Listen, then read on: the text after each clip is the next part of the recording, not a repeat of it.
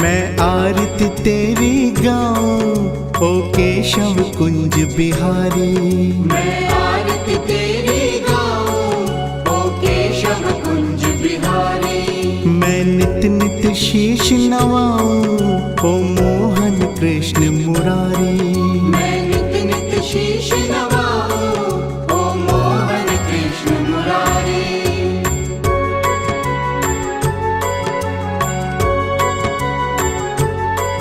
है तेरी छवि अनोखी ऐसी ना दूजी देखी। है तेरी छवि अनोखी ऐसी ना दूजी देखी। तुझ सा ना सुंदर कोई ओ मोर मुकुटधारी। तुझ सा ना सुंदर कोई ओ मोर मुकुटधारी। मैं आरती तेरी गाऊं ओ केशव कुंज बिहारी।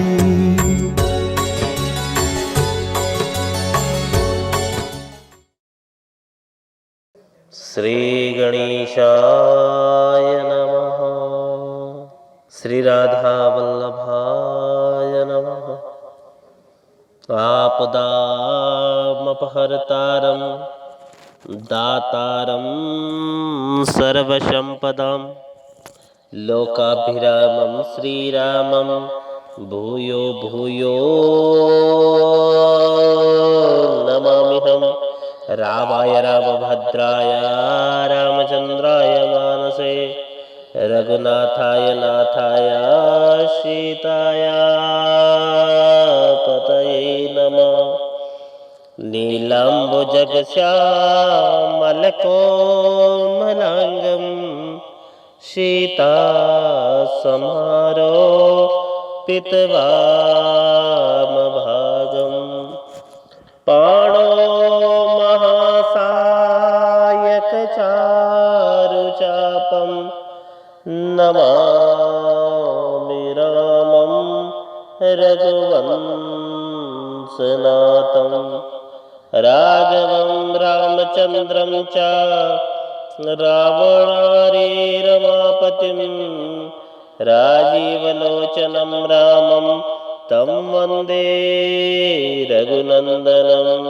कृष्णाय वासुदेवाय हरये परमात्मने प्रणतक्लेशनाशाय गोविन्दाय नमो नमः। हरे कृष्णा कृष्ण कृष्ण हरे हरे, हरे राम राम राम हरे हरे। बोलिए राधा रमण भगवान की जय। परम मंगलमय परात्पर अखिलेश्वर अकारण करुणा वरुणालय भक्त वांछा कल्पतरु श्री तड़ित विनंदित पीताम्बरधारी श्री बांके बिहारी के चरणों में बार-बार वंदन। प्रभु की वांग्मय स्वरूपता को प्राप्त श्रीमद् भागवत महापुराण को कोटि कोटि वंदन। मात्र पितृ चरण कमलेभ्यो नमः। इष्ट देवता कुल देवता ग्राम देवता स्थान देवता वास्तु देवता सर्वेभ्यो देवेभ्यो नमः। आज चतुर्थी दिवस की कथा में आप सभी का हार्दिक अभिनंदन और हार्दिक स्वागत है। सभी लोग नियम संयम और संकल्प के साथ घर पर कथा श्रवण कर रहे हैं। तो जहाँ तक भी जो लोग भी सुन रहे हैं, आप सभी लोगों को चतुर्थी दिवस कथा में हार्दिक अभिनंदन और हार्दिक स्वागत है। राम कृष्ण जन्मोत्सव आज हर्षोल्लास से हम और आप मनाएंगे। आप सभी लोगों को चतुर्थ दिवस की कथा में हार्दिक अभिनंदन और हार्दिक स्वागत करता हूँ। जय श्री कृष्ण, राधे राधे। राम नाम के हीरे मोती मैं बिखराऊं गली गली, ले लो रे कोई राम का प्यारा सुर मचाऊं गली गली। बोलो राम बोलो राम बोलो राम राम राम। राम नाम के हीरे मोती मैं बिखराऊं गली गली। ले लो रे कोई राम का प्यारा, सुर मचाऊं गली गली। जिस जिसने ये हीरे लूटे, वो तो माला माल हुए। धन दौलत के बने पुजारी, आखिर वो कंगाल हुए। सोने चांदी वालों सुन लो, बात कहूँ मैं खरी खरी। ले लो रे कोई राम का प्यारा, सुर मचाऊं गली गली। राम नाम के हीरे मोती, मैं बिखराऊं गली गली। ले लो रे कोई राम का प्यारा, सुर मचाऊं गली गली। बोलो राजा रामचंद्र भगवान की जय। आइए हरि चिंतन के साथ कथा में प्रवेश करते हैं। सभी लोग ध्यान देंगे, बड़ी अद्भुत चर्चा है। आशीत गिरिवरो राजा त्रिकूट इति विस्तृता। एक त्रिकूट नामक पर्वत है और वहां गजेंद्र गजराज अपनी अनेक हथनियों में झुंड के साथ विहार करता था। इतना बलशाली था कि सिंह भी इससे भय खाते थे। पर एक दिन भीषण गर्मी से संतप्त गजराज सरोवर में जल पीने के अपने परिकरों के साथ गया और प्यास बुझाई और उसी जल में प्रविष्ट होकर जल में क्रीड़ा करने लगा। और आज ग्राह ने गज का पैर पकड़ लिया। पूरे परिवार ने मिलकर पूरा बल दिखाया, फिर भी ग्राह ने पैर नहीं छोड़ा। बहुत समय तक युद्ध चला और अंततो गत्वा इसका सारा परिवार सने सने खिसकने लगा। अब गजराज पुकारने लगा, देवियों मुझे इस संकट में अकेला छोड़कर कहां जा रही हो? हथिनी ने कहा, महाराज अब तुम्हारे कारण कोई परिवार यहाँ बैठा बैठा भूखा तो नहीं मर सकता। ऐसा सुनते ही हाथी को वैराग्य हो गया और संसार का वास्तविक रूप सामने आ गया। सोचने लगा, जब तक मुझ में बल था, पराक्रम था, सो सब झुंड मेरे साथ चलता था। और आज एक छोटे से मगर ने पैर पकड़ा तो सब मेरा साथ छोड़कर भाग गए। अब पता चला कि ये तो सब मेरे सुख के साथी थे। श्री नानक महाराज कहते हैं, प्रीतम जान लियो मन माही, अपने सुख से ही जग बांध्यो। को काऊ को नाही भैया को काऊ, सुख में आन सबहि मिल बैठत रचत, चहुँ दिस घेरे। सुख में आन सबहि मिल बैठत रहत, चहुँ दिस घेरे। विपत पड़ी सबहि संग छाड़त, को न आवत नेरे। हाथी को बात समझ आ गई, पर ये बात हमारी समझ में नहीं आती। किस किस की आती है? आप लोगों की किसी की बात आ रही समझ में? किसी को आ रही है बात समझ में? नहीं आ रही ना? हाँ, सत्य। तो दोनों हाथ उठाकर बोलिए, राधा रमण भगवान की जय। राधे राधे बोलना पड़ेगा। राधे राधे राधे राधे। आपके मन में आता होगा बार बार महाराज जी राधे राधे बोलते हैं, कारण बस छोटा सा अर्थ समझ लीजिए। राधे, राह मैंने रास्ता, दे मैंने देना। हे राधा रानी, हमको भी सन्मार्ग का रास्ता दे दे। बोलो राधा रमण भगवान की जय। तो ये बात हमारी समझ में नहीं आ रही। आज चौथे दिन की कथा प्रारंभ हो चुकी है। देहाभिमान लिए हम हाथी की तरह उन्मत्त होकर विचरण करते हैं, परंतु जब मृत्यु रूपी मगर पैर पकड़ता है, जैसे इस समय मृत्यु रूपी कोरोना आ चुका है, पैरों को पकड़ा हुआ है, पर ये पैरों को नहीं, ये सीधे क्या कंठ गले को पकड़ रहा है, तो जकड़ता ही चला जाता है। परिजनों की सेवा की भी एक सीमा होती है। अंततो गत्वा वे भी भगवान से प्रार्थना ही करने लगते हैं, महाराज अब इनकी जल्दी सुनो। पर इसके बाद भी आसक्ति नहीं छूटती। गजेंद्र ने जब समझ लिया तो तुरंत सबसे चित्त हटाकर गोविंद के चरणों में ध्यान लगाया और बड़ी अद्भुत स्तुति की, परंतु इसकी स्तुति में एक बार भी किसी देवता का नाम नहीं आया। गजराज बोला, जो इस समस्त जगत का मूल कारण है, जो समस्त जगत का सृजन पालन और संहरण करने का जो मूल हेतु है, उस परम तत्व को मेरा प्रणाम है। वह कौन है? नाम किसी का नहीं लिया। ब्रह्मादि देवता सब देख रहे, परंतु विचार कर रहे हैं, जब हमें पुकारता ही नहीं तो हम क्यों दौड़े। प्रभु ने विचार किया, इतनी सुंदर स्तुति पर नाम किसी का नहीं, तो ये स्तुति किसकी मानी जाए। अंत में प्रभु ने निर्णय लिया, जो किसी की स्तुति नहीं सो हमारी। और भगवान अपना नाम सुने बिना ही गरुड़ पर आरूढ़ होकर दौड़ पड़े। जब गजेंद्र ने देख लिया कि गरुड़ पर चढ़कर गोविंद आ रहे, तब इसने नाम लिया। जब उसने देख लिया गरुड़ पर चढ़कर नारायण मेरे रक्षक के लिए आ रहे हैं, तो डूबते डूबते श्रवण से अपनी सूंड के द्वारा एक कमल उखाड़ लिया और वही कमल भगवान कमलाकांत के चरणों में चढ़ा दिया।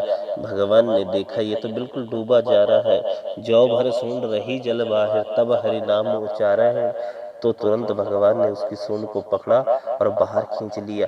जैसे ही प्रभु ने हाथी को बाहर निकाला तो मगर भी पैर से खींचा चला आया। भगवान ने अपने दिव्य सुदर्शन चक्र ने उस ग्राह को पकड़ लिया और गजराज का उद्धार कर दिया। गजराज का उद्धार कर दिया। बोलो राधा गोविंद भगवान की जय। शंखा होती है, यहाँ पर विचार आता है। संकट में गजराज था, उसी ने गोविंद को पुकारा, पर गोविंद ने आते ही सबसे पहले ग्राह को उबारा। किसको उबारा? ग्राह को। ग्राह का उद्धार पहले और गजराज का बाद में क्यों? समाधान क्या है? मानो प्रभु कहना चाहते हैं कि जिसने मेरे चरण पकड़ लिए उसका उद्धार तो होना ही होना है, पर जो मेरे भक्त के चरण पकड़े बैठा है, पहले मैं उसका उद्धार करता हूँ। भगवान ने दोनों का उद्धार किया। बोले भक्त वत्सल भगवान की जय। एक बड़ी रहस्य की बात बता देता हूँ। गज और ग्राह कौन है? ये वास्तविक रूप में दोनों ही पूर्व जन्म में शापित थे। ये जो ग्राह था वह पूर्व जन्म का हुहु, बोलो हुहु नाम का गंधर्व था, जो हमेशा परिहास बना रहता था, परिहास करता रहता था। लोक मनोरंजन करना ही इसका कार्य था। देवताओं में कुछ गंधर्व हैं जो सबको प्रसन्न रखने के लिए विविध चेष्टाएं करते हैं। इनका हाहा और हुहु आदि सबको हंसाते रहते थे। तो पूर्व जन्म में ये हुहु गंधर्व एक सरोवर में स्नान करने आया। वहीं महर्षि देवल स्नान करके सूर्य नारायण को अर्घ्य दे रहे थे। इसे परिहास सूझा और इसने पानी में डूबकर उन ऋषि का पैर पकड़ लिया। महात्मा घबरा गए, बचाओ बचाओ चिल्लाकर भागे। उन्होंने सोचा न जाने किस जीव ने मेरा पैर पकड़ लिया, तो बाहर निकलकर हंसने लगा। कहो महाराज जी डर गए? महाराज जी के तो पसीना छूट गया। रे मूर्ख कहीं के, हम अच्छे भले भजन कर रहे थे, हमारे भजन में विक्षेप कर दिया। तुझे पैर पकड़ने का ज्यादा ही शौक है तो जा, मेरा साफ है मूर्ख, तू मगर ही बन जा, मगर ही बन जा। तब चरणों में गिरकर गिड़गिड़ाने लगा, महाराज मेरा तो उद्देश्य केवल केवल मनोरंजन का था, और फिर मैंने कोई बुरा काम भी नहीं किया, आपके ही चरण तो पकड़े। महात्मा प्रसन्न होकर बोले, बेटे ऐसे ही चरण पकड़ते रहना तो कल्याण हो जाएगा। आज इसने हाथी का पैर पकड़ा तो उद्धार हो गया। पूर्व जन्म में ये हाथी इंद्रद्युम्न नाम का राजा था। इसने अगस्त्य मुनि को देखकर अनदेखा कर दिया था और प्रणाम नहीं किया था। अगस्त्य जी ने क्रोधित होकर श्राप दिया, विप्राव मनंताम विशताम तमोदम यथा गजस्तब्धमति सएव। गजराज की तरह अभिमान में भरे बैठे हो तो जाओ हाथी बन जाओ। जाओ, अभिमान करना तो हाथी जाओ, हाथी बन जाओ। जब राजा ने अनुनय विनय की तो अगस्त्य जी ने क्षमा कर दिया और कहा, अच्छा जाओ हाथी बनोगे, पर तुम्हारे भक्ति भजन के संस्कार बने रहेंगे। किसी किसी जीव में देखा होगा ना अपने संस्कार, पूर्व जन्म के संस्कार।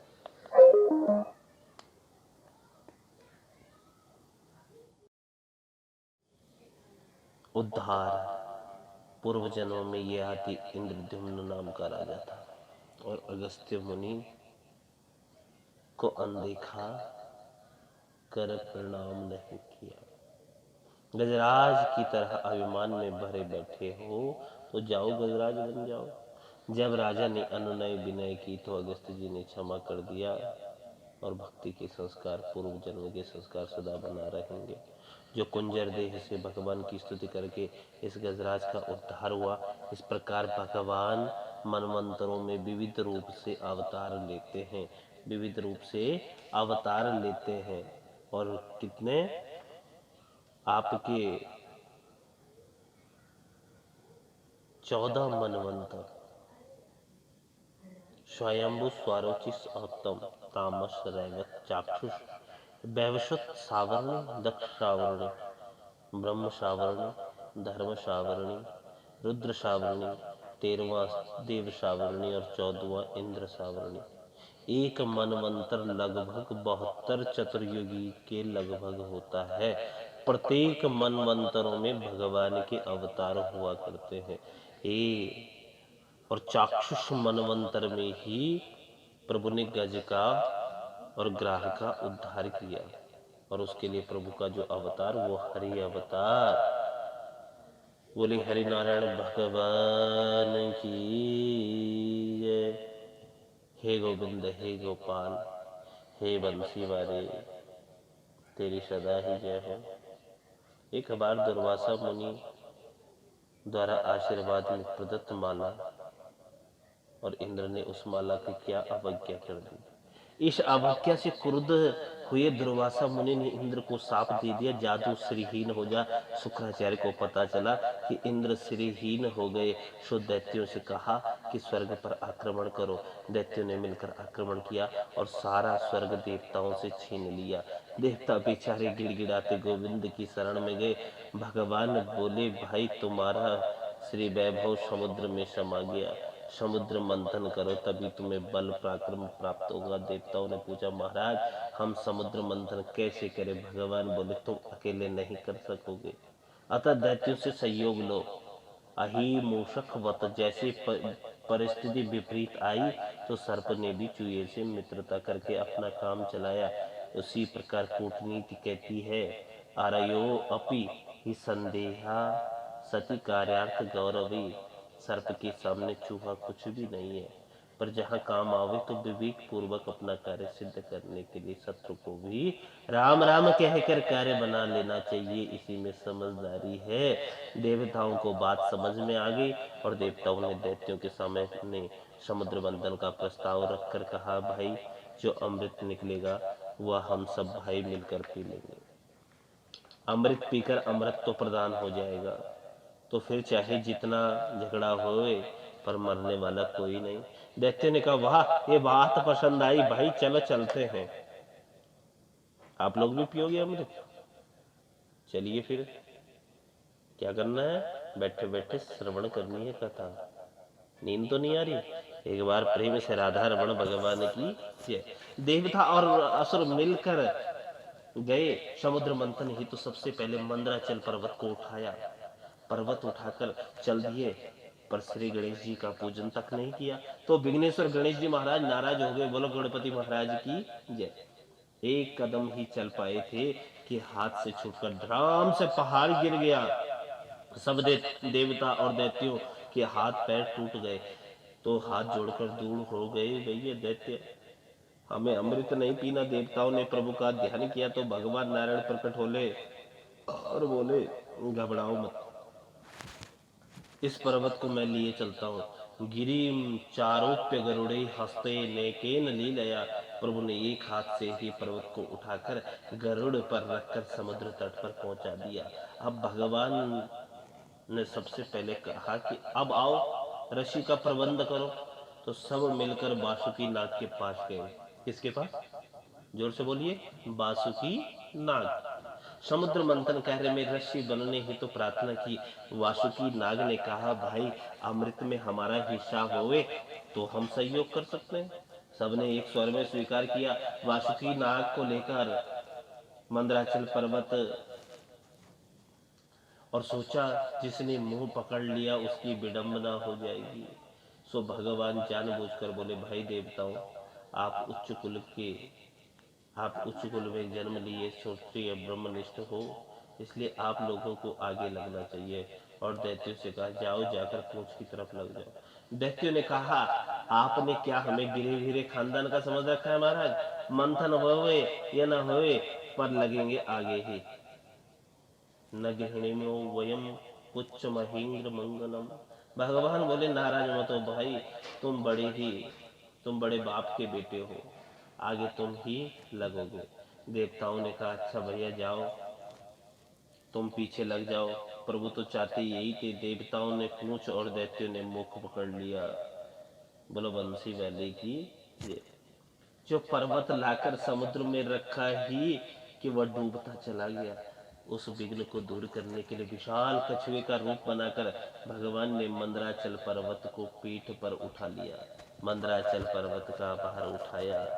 ये भगवान का कच्छप अवतार है। अब जैसे ही मंथन प्रारंभ हुआ तो वासुकी नाग के फुंकारों से सब दैत्य जलने लगे और पूंछ की ओर लगे। देवताओं पर इसका कोई प्रभाव नहीं पड़ा। असुर अब मन ही मन पछताने लगे, हे भगवान, अच्छे बड़े बाप के बेटा बने, बहुत पछताते, बड़े संकट बड़े झंझट आ गए भैया। मंथन प्रारंभ हुआ तो कुछ ही समय बाद कालकूटी विशाल प्रकट हो गई। कालकूट सब जलचर उस विषाग्नि से चटपटाने लगे। देवता घबरा गए, ये क्या हुआ? भगवान बोले, घबराओ मत। सभी लोग विष को एकत्र करके भगवान भोलेनाथ की शरण में पहुंचे। देव देवा महादेवा भूतात्मन भूत भावना त्राहि न शरणापन्नास्त्रलोक्य दहनाद् विषात्। बोलो शंकर भगवान की जय। काल हर कष्ट हर दुख हर दारिद्र्य हर हर महादेव शंभो। हे देवादिदेव भूतनाथ भोलेनाथ, त्रिलोक्य को दग्ध करने वाले इस भयंकर विष से हमारी रक्षा करो। भगवान शिव मुस्कुराते हुए भवानी से बोले, देवी ये सब मुझे विष पिलाने के लिए हाथ पैर जोड़ रहे हैं। बोले, बाबा तुम्हारी क्या इच्छा है? भवानी दुविधा में पड़ गई, क्या बताऊं? पर विवेक से माता भवानी ने कहा, भगवान आप वही कीजिए जिससे सबका कल्याण हो। भोलेनाथ ने कहा, क्या मतलब? विष हम पी जाए? भवानी ने कहा, ये मैं नहीं कहती महाराज। कौन पत्नी ये कहेगी कि मेरा पति विष पिए, भले ही वह सामर्थ्यवान हो? तो माता भवानी सब समझ रही है, इसलिए प्रभाव ज्ञान मोदक भोलेनाथ के प्रभाव से परिचित होने के नाते परोक्ष अनुमोदन कर रही है। भोलेनाथ समझ गए। बोले, भैया ले आओ, विष कहाँ है? ले आओ। अतः करतली कृत व्यापी हलाहलम विषम अभक्षण्य महादेवा कृपया भूत भावना। अंजलि बांधकर भोलेनाथ ने तुरंत प्रभु का नाम लेकर विषपान प्रारंभ कर दिया। शिव जानते हैं कि विष भीतर गया तो मेरे हृदय में श्री राम भद्र का जो नित्य निवास है, कहीं उन्हें कष्ट न पहुंचे। और वो मन किया तो सारा विश्व समाप्त हो जाएगा, क्या करें? तो राम नाम का आश्रय लिया। रा कहते मुंह खुल जाता है तथा माँ कहते बंद हो जाता। तो रा कहा और मुंह खोलकर सारा विष डालने के बाद माँ कहकर मुंह बंद कर लिया और राम नाम के बीच में सारा विष गले में अटका लिया। न भीतर उतारा न बाहर, सो कंठ पड़ गया नीला और बाबा का नाम पड़ गया नीलकंठ। बोलो नीलकंठ भगवान की। नाम के प्रताप से विश्व को ही भगवान शंकर ने अमृत तुल्य बना दिया। देव सभी हैं, महादेव भोलेनाथ ही है। भोलेनाथ का कंठ एकदम नीला हो गया, भोलेनाथ का नाम नीलकंठ हो गया। नाम प्रभाव जान शिव लीको कालकूट फल दीन अमीको। रामचरितमानस में वर्णन आता है, ये चकार गले नीलम तच्च साधुर विभूषणम। भागवत जी की सप्तम स्कंद में वर्णन आता है और कहते हैं, परीक्षित साधुओं का आभूषण है परमार्थ। भगवान शंभु ने समाज के संकट को दूर करने के लिए विष स्वीकार किया, विष स्वीकार किया। देखो आप और हम सब यहाँ बैठे हैं, कथा जैसा कि मैंने पूर्ववत भी बताया है आपको, 12 स्कंद हैं। अष्टम स्कंद में हम लोग चल रहे हैं। 335 अध्याय और 18,000 श्लोक। कहते हैं आज भी अमृत भी है और विष भी है। पीना आपको पड़ेगा, पीना आपको पड़ेगा। कंठ पर नीला चिन्ह बन गया, पर उनके परमार्थ का एक दिव्य आभूषण उन्हें प्राप्त हो गया। समस्त देव वृंद भोलेनाथ की जय जयकार बोलते हुए पुनः समुद्र मंथन करने आए। और अब की बार जब मंथन किया तो हविर्धानी ततो भवत, कामधेनु गाय प्रकट हो गई जो ऋषियों को दान कर दी। पुनः मंथन करने पर चंद्रमा प्रकट हुआ तो भोलेनाथ के मस्तिष्क पर विराजमान किया, जिससे भोलेनाथ चंद्रमौली बन गए। बोले चंद्रमौलेश्वर भगवान की जय।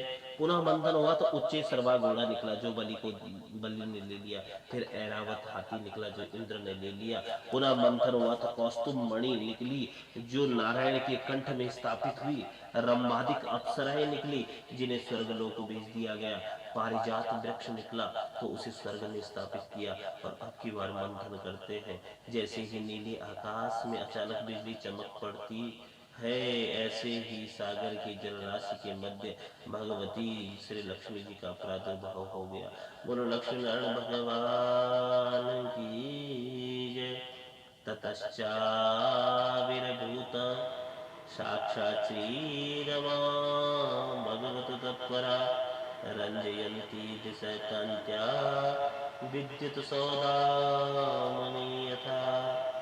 जिन लोगों के घर पे लक्ष्मी की अर्थ की तंगी रहती है, आने से पहले खर्च हो जाता है, देनदारी उधार कर्जाई निरंतर बना रहता है, निरंतर वह इस मंत्र का अनुष्ठान, इस मंत्र का जाप कर सकते हैं।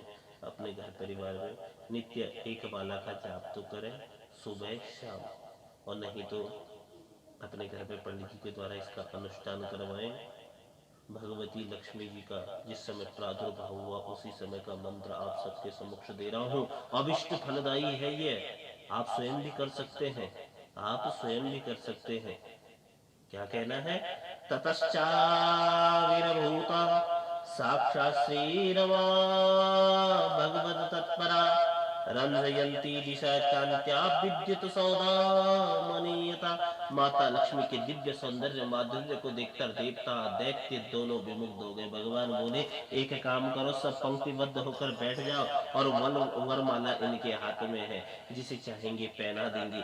एक पंक्ति में दैत्य, एक पंक्ति में देवता, और एक पंक्ति में बड़े बड़े महात्मा चिमटा गाड़ कर बैठ गए। भैया चिमटा गाड़ कर मैया लक्ष्मी ने वरमाला लेकर संतों के पंक्ति में प्रवेश किया तो सबसे आगे बैठे थे महात्मा दुर्वासा। दुर्वासा जी को देखकर लक्ष्मी विचार करने लगी।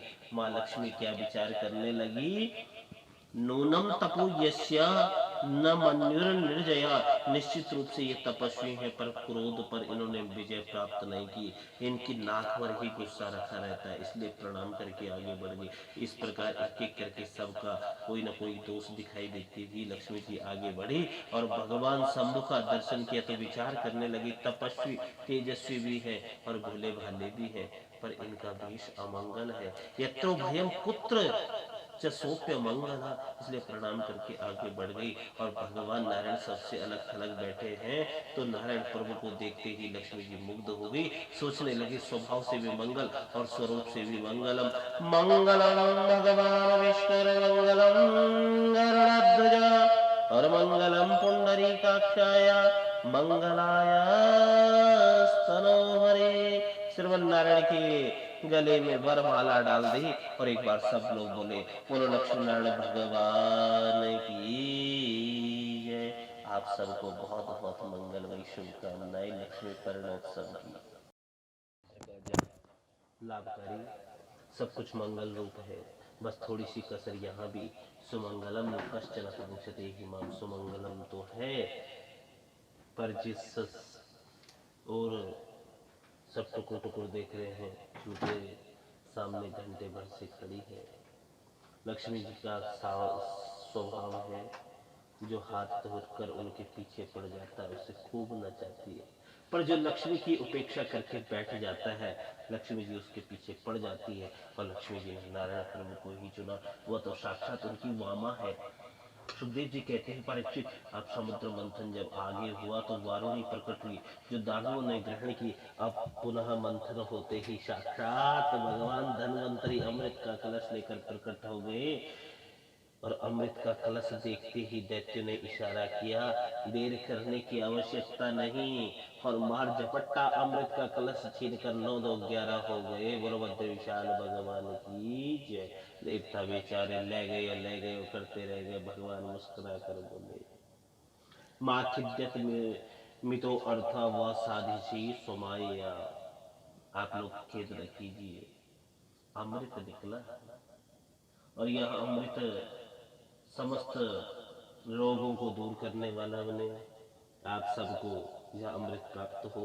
मेरे आश्रित जो रहते हैं उनके गए हुए पदार्थ भी उनके पास आ जाते हैं, और जो मेरे चरणों से दूर चले जाते हैं उनके आए हुए पदार्थ भी उन्हें छोड़कर चले जाते हैं। उन भगवान अंतर ध्यान हुए। दैत्य लोग अमृत कुंभ तो लेकर भाग गए, पर आपस में ही झगड़ा करने लगे। अहम पूर्व महम पूर्व न तुम न त्वमिति प्रभु, मैं बड़ा हूँ पहले मैं पीऊंगा। दूसरा कहता है मैं सबसे ज्यादा बलवान हूँ इसलिए पहले मैं पीऊंगा।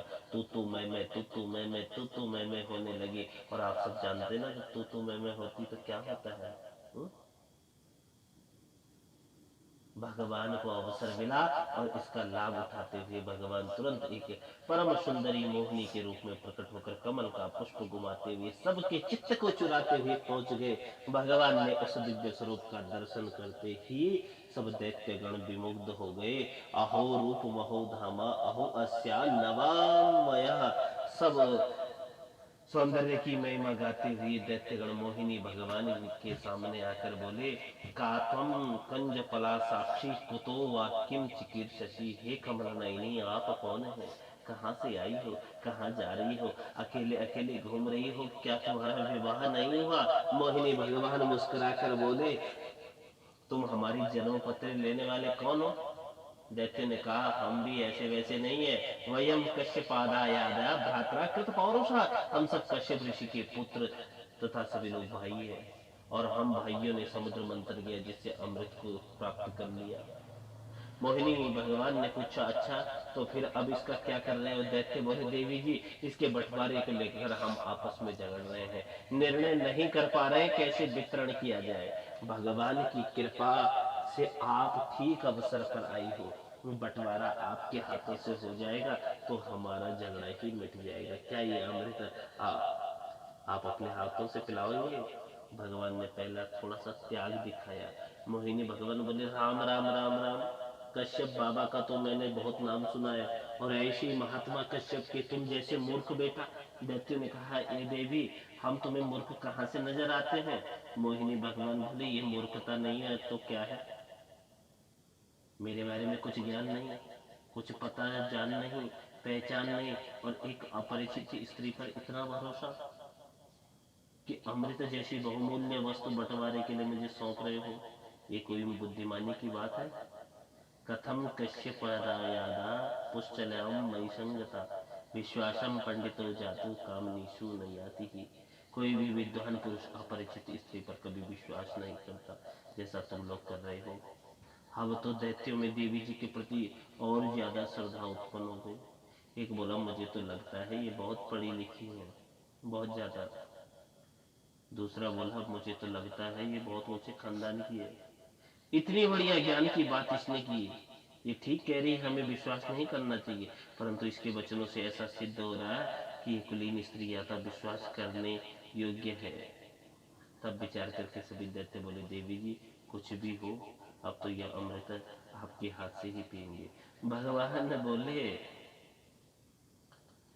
पर मेरी एक शर्त है, बंटवारे के समय हो सकता है कम ज्यादा मात्रा हो जाए, तो मुझसे झगड़ा मत कर बैठना। दैत्य ने कहा, अरे कैसी बात करते हो देवी, तुम अच्छे खानदान की हो, तो हम भी कोई गिरे गिरे खानदान के थोड़ी है। कैसे भी चाहो बांटो, हम वचन देते हैं आपसे कोई झगड़ा नहीं करेंगे। मोहिनी भगवान बोले, तब ठीक है, लाओ। अमृत कलश अपने हाथ में ले लिया, और तब तक देवता लोग आ गए। भगवान बोले एक काम करो, इस घड़े में मैं देख रही हूँ कि गाढ़ा गाढ़ा अमृत सब नीचे रखा है और ऊपर खाली पानी पानी दिख रहा है, तो क्यों ना पहले एक एक बूंद इन देवताओं को पिला दिया जाए, ऊपर का पानी पानी ठिकाने लग जाए और फिर गाढ़ा गाढ़ा बाद में आपको पिलाऊंगे। दैत्य खुश हो गए, जैसा अच्छा लगे वैसा करो। भगवान ने अमृत देवताओं को दिया और दैत्यों की तरफ मुस्कुराते रहे। दैत्य रूप सुधा का पान करते रहे। रूप सुधा का पान करते करते उधर देवता अमृत सुधा का पान कर रहे हैं। अब दैत्यों ने, सर्वभानु नामक दैत्य बड़ा बुद्धिमान था, उसे शंका हो गई तो तुरंत देवता का वेश बनाकर सूर्य और चंद्रमा के बीच में अंजलि बांधकर बैठ गया। भगवान ने उसे भी पिला दिया। सूर्य और चंद्र ने तुरंत इशारा किया कि भगवान ये नकली है। प्रभु ने तुरंत उसका सुदर्शन चक्र से सिर काट दिया। वह असुर दो भागों में विभक्त होकर राहु और केतु के रूप में परिणित हो गया। तभी भगवान अंतर्ध्यान हो गए, तो राहु और केतु यही हैं। और सूर्य और चंद्र ने जब तुरंत इशारा किया था, तो राहु और केतु ने तभी सूर्य और चंद्रमा को कहा कि हे सूर्य और हे चंद्रमा, जब जब तुम हमारे निकट आओगे या हम तुम्हारे निकट आएंगे, तब तब हम तुम्हें ग्रसित करेंगे। अर्थात जो ग्रहण लगता है तो वह हमेशा अमावस और पूर्णमासी में, चंद्रमा पर जो ग्रहण लगता है वो पूर्णमासी में, और सूर्य पर जो ग्रहण लगता है वो अमावस में लगता है। इसीलिए जब राहु सूर्य के नजदीक आता है तभी ग्रहण का योग बनता है। देवासुर संग्राम, बलि की स्वर्ग पर विजय। अब दैत्यों को होश आया, भैया वह देवी कहाँ चली गई। अब देवी जी का तो कहीं अता पता नहीं। देवता सब डकार ले रहे, पेट पर हाथ घुमा रहे, और दैत्यों को लगा ओहो लगता है हमारे साथ धोखा हुआ। वह धोखा देने वाली कौन थी पता लगाओ। एक बोला मुझे तो लगता है थी ही नहीं, था निश्चित रूप से वह बुद्धि रूपी बहुप्रिया विष्णु ही होगा। उसी ने हमें ठगा है, छला है। हम इन देवताओं को छोड़ेंगे नहीं, ये धोखेबाज है। सब दैत्य टूट पड़े और उसी समय बड़ा भयंकर देवासुर संग्राम छिड़ गया। तत्र देवासुरो नामः रण परम दारुण।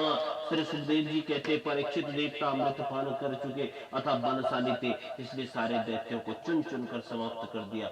दैत्यराज बलि भी मारे गए। स्वर्ग पर देवताओं का पुनः आधिपत्य हो गया। परंतु शुक्राचार्य महाराज ने मृत संजीवनी विद्या के चमत्कार से समस्त दैत्यों को पुनर्जीवित कर दिया। दैत्यों के राजा बलि शुक्राचार्य के चरण पकड़कर बोले गुरुदेव आपने बचा लिया, नहीं तो हम तो मर चुके थे।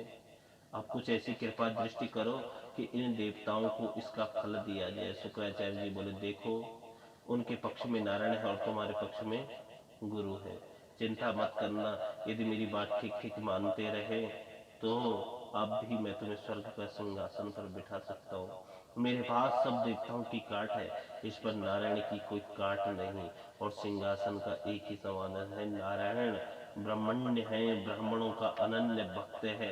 यदि तुमने भी ब्राह्मणों की भक्ति स्वीकार कर ली तो फिर नारायण तुम्हारा कुछ भी अहित नहीं करेगा। बलि बोला अच्छा ठीक है महाराज। अब तो ब्राह्मणों की बड़ी बड़ी दंडवत होने लगी, प्रणिपात होने लगी। ब्राह्मण बोले भाले गदगद होकर बोले बोलो महाराज बलि क्या चाहते हो। बलि ने ब्राह्मणों से कहा महाराज बस आप सबका आशीर्वाद चाहिए। तो ब्राह्मणों ने अपने अपने तपोबल के प्रताप से एक तेजोमय रथ का निर्माण किया और आशीर्वाद स्वरूप दैत्यराज बलि को प्रदान किया वो रथ। ब्राह्मण बोले बलि यदि तुम्हारे सामने इंद्र भी आ जाए तो उसे भी पराजित ही होना पड़ेगा, ये हम सब ब्राह्मणों का आशीर्वाद है। अब तो बलि गदगद हो गए और उस तेजोमय रथ में बैठकर स्वर्ग पर आक्रमण बोल दिया। उस रथ से इतना दिव्य तेज निकल रहा था कि देवता तो उसे देखने में भी समर्थ नहीं हो सके। अपने गुरुदेव बृहस्पति से कहा गुरुदेव इतना तेज बलि में। बृहस्पति जी ने ध्यान लगाकर कहा देवताओं इस समय बलि का सामना त्रिभुवन में कोई नहीं कर सकता, क्योंकि गुरु और ब्राह्मणों का तप इसके साथ है, भलाई इसी में है कि भाग जाओ भाग जाओ। तब तो सब देवता स्वर्ग छोड़कर भाग गए। स्वर्ग पर बलि का अधिपत्य हो गया। शुक्राचार्य जी ने कहा, देख बलि, अब शीघ्रता से एक काम और करो, अपना बहुमत सिद्ध कर लो, फिर तुम इस गद्दी से कोई नहीं हटा सकता, तुम्हें इस गद्दी से कोई नहीं हटाएगा। ध्यान देना, सब लोग, नींद तो नहीं आ रही, एक बार राधा रमण भगवान की जय। इस इंद्र की गद्दी पर वही बैठता है जो 100 यज्ञ पूर्ण कर लेता है, वही सतक्रतु बनता है। सतक्रतु सतम जीवीम सर्वस्तम श्रृणयाम श्रद्धा।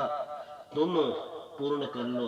बलि ने नर्मदा नदी के तट पर एक के बाद एक यज्ञ प्रारंभ कर दिए। उधर देव माता अदिति बेचारी दुखी है, मेरे बच्चे दर दर भटक रहे हैं। कश्यप ने कहा, देवी तुम्हें एक व्रत करना होगा। फाल्गुन श्यामले पक्षी द्वादशाहम पयोव्रता। यह व्रत फाल्गुन मास में शुक्ल पक्ष में किया जाता है। 12 दिन तक मात्र दुग्धाहार करके नारायण की उपासना करती है। इस पयोव्रत का तुमने ठीक से पालन किया तो तुम्हारा मनोरथ सिद्ध होगा। और वो लोग भी ध्यान से सुने इस कथा को जिनका गर्भ बार बार खंडित हो जाता है, वह भी यदि इस व्रत को करें। ये जिन्हें बहुत समय हो गया संतान की प्राप्ति नहीं हुई, वह यदि वह भी इस व्रत को करें तो मनोरथ सिद्ध होता है। कौन सा व्रत? पयोव्रत। फाल्गुन मास शुक्ल पक्ष में किया जाता है। 12 दिन तक मात्र दुग्धाहार करके नारायण की उपासना की जाती, इसे पयोव्रत कहते हैं। और पयोव्रत का ठीक से पालन करना, मनोरथ पूरा होगा। तब तो अदिति मैया ने पयोव्रत का पालन प्रारंभ किया। पयोव्रत के प्रभाव से प्रभु प्रसन्न हुए और अदिति माँ के गर्भ में प्रभु पधारे। कालांतर में भाद्रपद शुक्ल पक्ष द्वादशी के दिन अभिजीत मुहूर्त मध्याह्न 12 बजे अदिति के गर्भ से भगवान वामन का प्रादुर्भाव हो गया। बोलो वामन भगवान की जय। तम वटुम वामनम दृष्ट्वा मोदमाना महर्षया कर्माणि कारयामासु पुरस्कृत्य प्रजापति। भगवान के मात्र 52 उंगल के बट वामन रूप को जो देखे वही मुग्ध हो जाए भैया। मात्र 52 उंगल के हैं, देवताओं में आनंद का परावर नहीं। और ब्राह्मण अति प्रसन्न हो गए। ऋषिकुल में प्रभु का प्राकट्य हुआ। सभी ने मिलकर वामन भगवान को बहुत सुंदर यज्ञोपवीत संपन्न किया। ब्राह्मणों का सर्वश्रेष्ठ संस्कार है यज्ञोपवीत। जिसका यज्ञोपवीत संस्कार विधिवत नहीं हुआ वह द्विज कहलाने का अधिकारी नहीं होता। दूसरा जन्म जिसका हो वही द्विज है। दूसरा जन्म जिसका हुआ हो वही द्विज है। तो वामन भगवान का जब यज्ञोपवीत संस्कार हुआ, स्वयं विधाता ब्रह्मा जी ने प्रकट होकर कमंडल भगवान को दे दिया अपना। अदिति मैया ने लंगोटी पहनाई और कश्यप जी ने मेखला पहनाई। सरस्वती मैया ने रुद्राक्ष की माला भेंट की। भूदेवी ने चरण पादुका दी। आकाश ने छत्र भेंट किया। कुबेर ने भिक्षा पात्र दिया और अन्नपूर्ण मैया ने भिक्षा प्रदान कर दी। बोलो अन्नपूर्णा मैया की जय। बृहस्पति जी ने कान में गायत्री मंत्र फूंककर यज्ञोपवीत धारण कराया और भिक्षा में जो कुछ मिला वह वामन भगवान ने गुरुदेव बृहस्पति को दिया। और बृहस्पति मुस्कुराए, बोले वामन जी, हमें तो आपसे भिक्षा में त्रिलोकी की संपदा चाहिए। ऐसी छोटी मोटी भिक्षा से हम प्रसन्न नहीं होती है। अगर देना ही है त्रिलोकी की भिक्षा ला कर दो। वामन भगवान बोले, गुरुदेव ये त्रिलोकी का वैभव मुझे दान कौन करेगा? गुरुजी बोले, बलि के पास जाओ, इस समय तीनों लोगों का राजा